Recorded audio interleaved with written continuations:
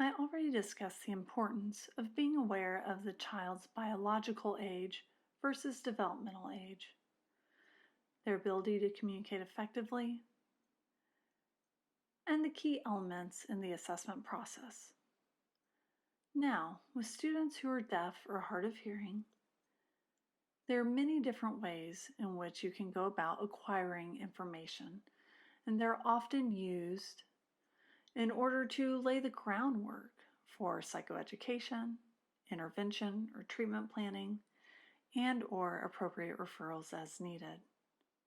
From my experience with this population of students, I've used a variety of ways in which to communicate my questions or statements, as well as acquiring responses from them. Oftentimes, students become more comfortable and at ease when those varied communication modes are used to help reduce frustration and the need to overthink about the words to express themselves. For students who are suicidal, they are typically in pain.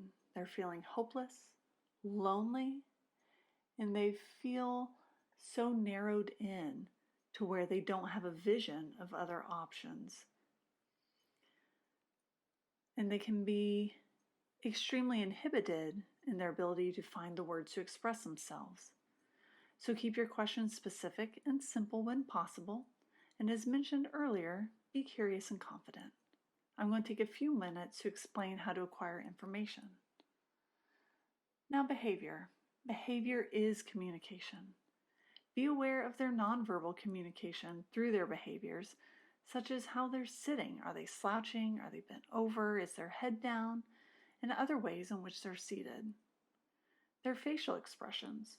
Is there a lack of facial expression? Also, are they hiding their hands or arms? Perhaps they have a hoodie up, their hands in pockets, their arms under their shirt. So be aware of how they're hiding their body. Are they crying? Are they rejecting food? Are they perhaps hugging their backpack? It's really important to make sure that they don't have their backpack with them and ask them to leave it by the door, because we never know what may be in their backpack if you have not yet checked it. Also, thinking about their emotions. Are they constantly tapping their leg, tapping their feet? Are they wrapping their arms around their legs or cooped up in their chair? Be sure to pay attention to those behaviors. Also, using questions that allow them to get detailed information and check for consistency. Sometimes students will say one thing and then later on say something else that are in conflict with one another. So it's important to check back. Previously you said this, now you're saying that. Help me understand. Clarify, please. It's so important to make sure that they're consistent in their message. Role-playing. For me, I find this mode of communication most effective, especially when they're trying to express triggers, warning signs, and risk factors. However, you need to be cautious with the content of suicide plans and specifically methods. For example, with younger students or students with minimal language, or perhaps they have an intellectual disability, do not share the different suicide methods when trying to elicit information from them. Do they have a plan? So you don't want to say something like, are you planning to hang yourself or put a gun to your head or slit your wrists? You want to avoid those yes/no type questions, but find a way to elicit what plan they may have in place. I do want to share one story about a 5-year-old I did assessment with. Yes, a 5-year-old. And that is an assessment that I will never be able to forget. So that 5-year-old, the teacher cautioned me and said that they had been behaving strangely, a little off that day, that he wasn't himself. He's typically a very happy kid, very bright kid as well. And that teacher finally texted me and said, that he had made a statement that he wanted to die. And I was a little taken aback by it. I went to check in on the students, sat on the floor. They had been in the corner of the room, so I sat down next to them on the floor with them. And I said, I understand that you mentioned you wanted to die. And they said, yes, I want to die today. And so I responded, okay, how do you want to die? And sure enough, they stood up and started to act it out. They said, like on the street, the highway. They were pointing to the street that's in front of our school, which happens to be a very busy road.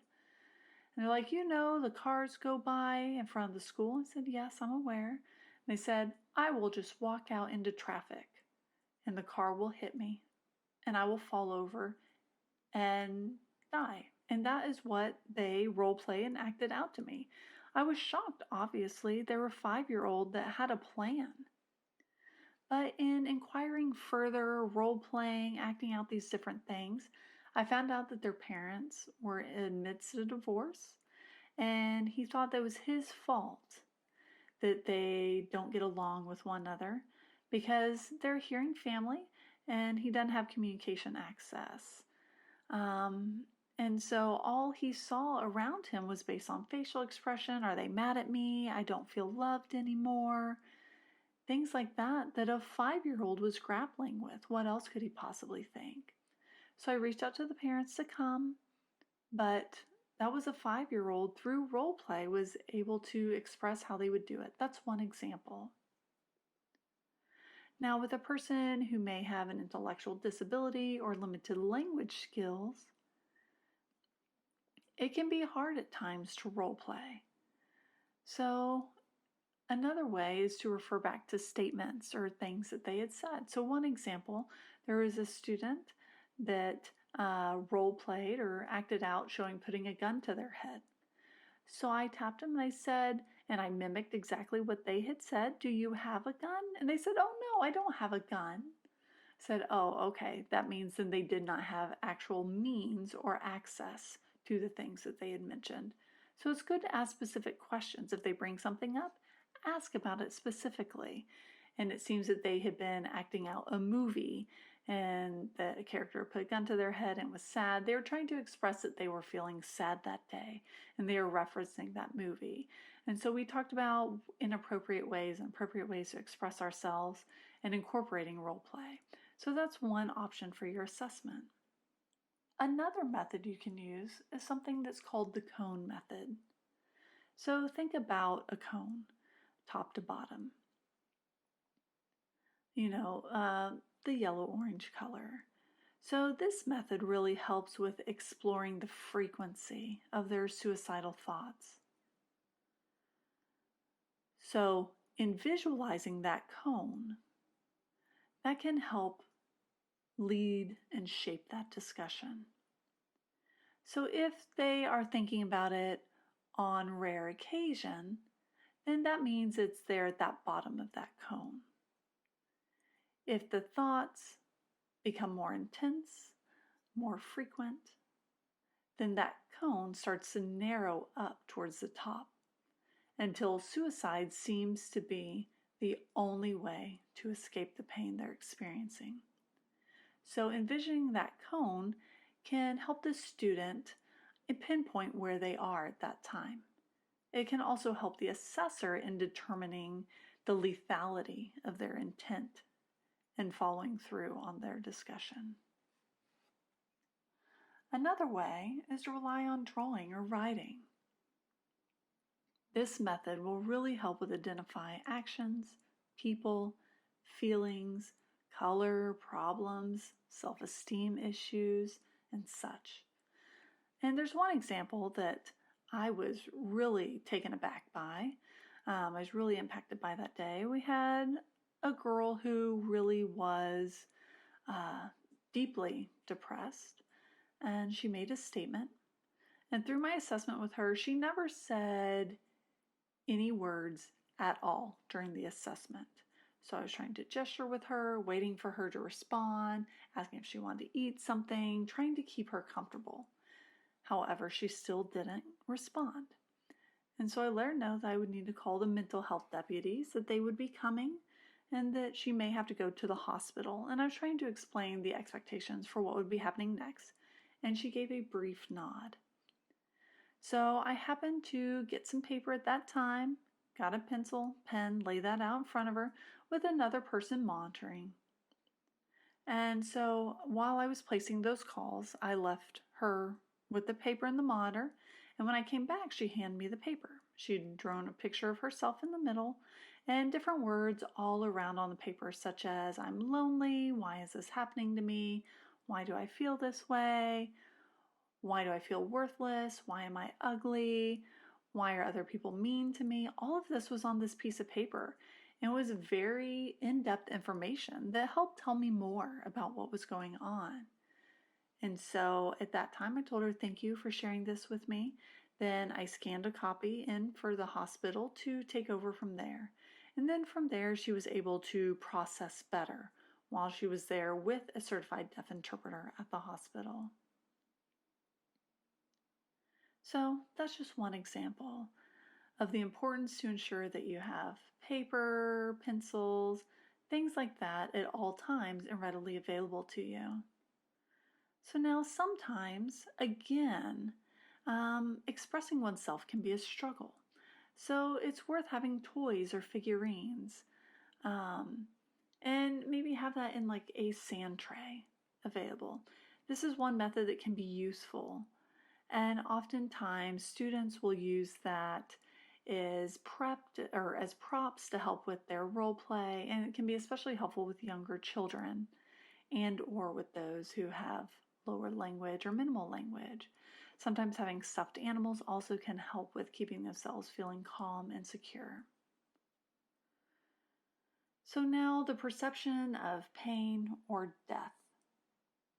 I've noticed that in my many years of experience that perception of death can be very important for our deaf and hard of hearing students.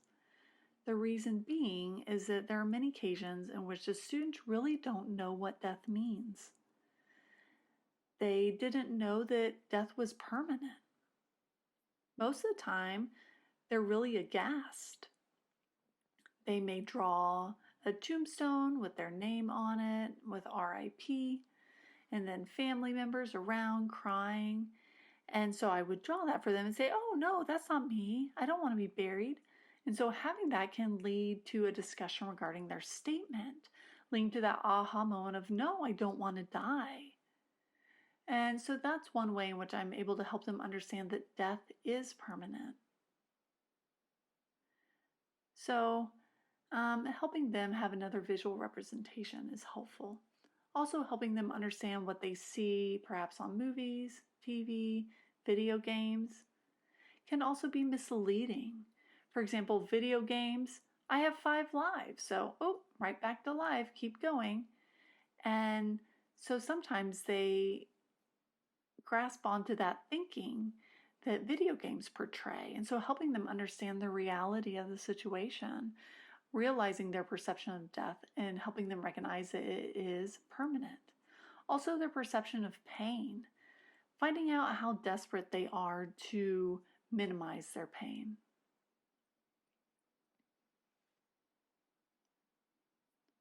Hopelessness or powerlessness. This is one of the most challenging bits of information to acquire from students, and that's really due to the abstractness of what exactly it means to be hopeless, to be powerless, what that means for them. However, this information is significant in determining the seriousness of their thought process and the feeling of there being no way out or no chance for the situation to improve. Some deaf students oftentimes think in very concrete or literal terms, and there's more content in their signing. So as a result, when we role play scenarios of hope versus hopeless, and so we are able to discuss that. And so for them to better understand what I'm asking of them. This process also seems to bring out the fact that the student seems to feel more alone So that's another helpful indicator. Bullying. In my professional opinion, I believe it is crucial to ask the student if they are being bullied by either in person or through social media. Oftentimes, students don't realize what bullying really means when they are sharing about a conflict or problem solving. They sometimes misunderstand what bullying means.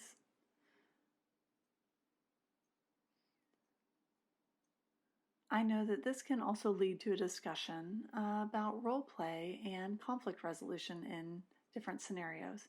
Interestingly enough, they feel better when they see me writing the name down of their peers, what they're doing, and role playing what to do the next time they may be facing a situation.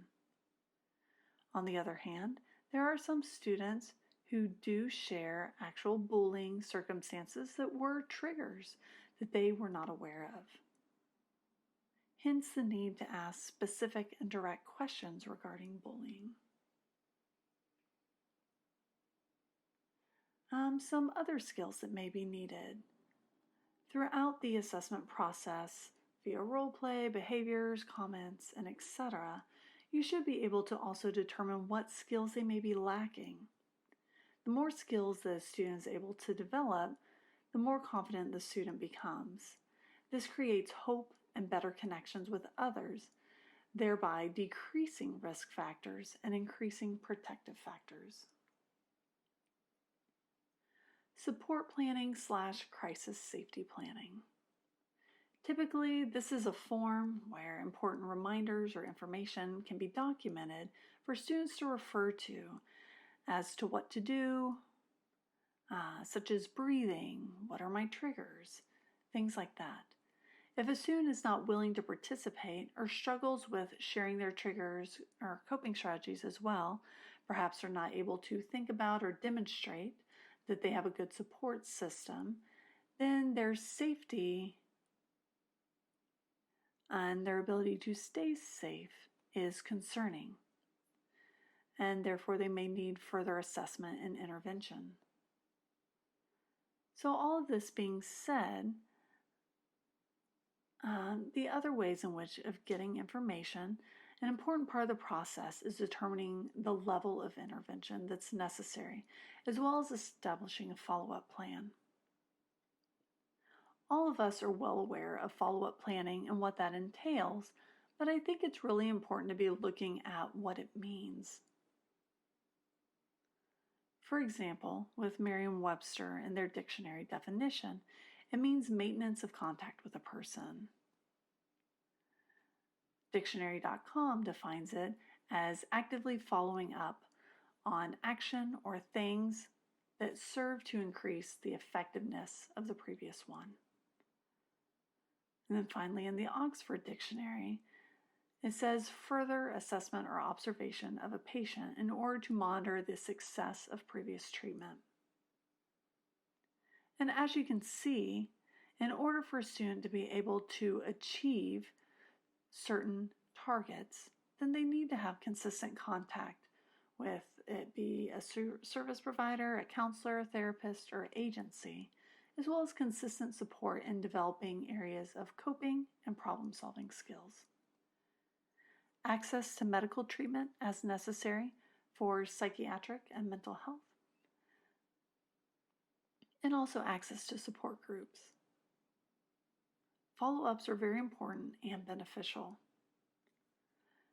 In ways in which follow-ups are beneficial includes increasing students' feelings of being valued, improving their communication, developing or enhancing any skills that are needed, giving students a chance to be heard and involved effectively, and being able to prevent hospitalization or reducing the risk of readmission. So how often should these follow-ups occur? Well, it varies student to student based on their needs and the severity of the suicidal threat or attempt. However, the first follow-up should occur ASAP, preferably within the next day or two.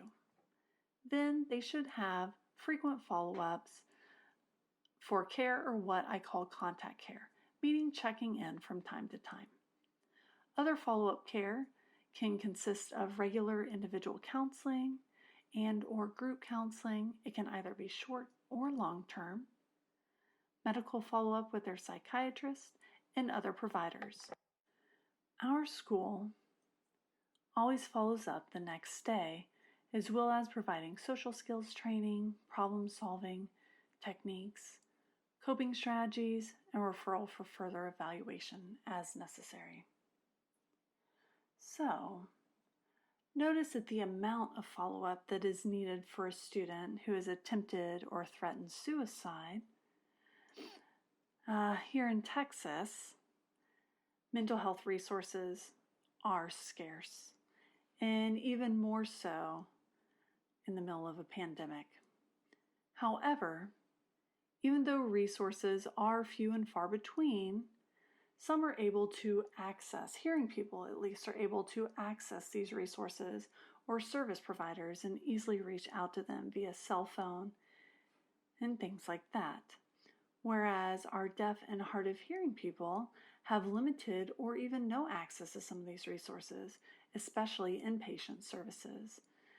Part of this is due to communication barriers. For example, this was fairly recent, right prior to COVID-19. I was working with an elementary age girl who has some severe aggressive behaviors and was often suicidal over feelings of guilt or remorse. And we talked about self-esteem. She oftentimes felt worthless, would ask what's wrong with me. And during those crisis situations, she was brought to the ER by a mental health deputy and was expected to stay for 72 hours to stabilize. And at that time, I believe it was the third occasion in which she went, the doctor said that she needed to be placed in inpatient treatment. So they ended up transferring her to a treatment center that does accept inpatient services. Her mother and her went through the intake process for about an hour and a half. And at the conclusion of the hour and a half, they said, "I'm sorry, we can't serve you." Even though they didn't say explicitly, "I can't do it because you need an interpreter or you need X, Y, Z access to communication," it was very vague, and there were many subtle hints about the reason why they said they could not serve her. So I have continued to be in contact with her and her family, working closely with mom to provide supports for communications for outpatient services, as well as some therapy services for at home. The girl has not been able to get long-term counseling services outside of school at this time. However, even though there have been issues with limited resources, she was still able to gain some and develop skills to be able to share her issues identified related to her adoption via counseling with school. She's been taking medication to help with mood regulation as well. But really, if you consider other students like her, some of them may never receive services.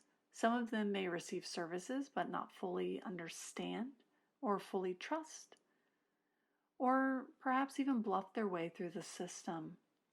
Some do all right. It's important to be very aware of this concern during your follow-ups. Keep in mind that taking someone to a hospital or meeting with a psychiatrist can be very scary. It's even more scary when there's no communication access to be had, which oftentimes leads to further distrust and refusal of those services. So if you can provide follow-up or help with follow-up, then that will definitely be beneficial. At times, you may be all that they have. I hope this webinar has been informative and beneficial for you. Thank you for watching.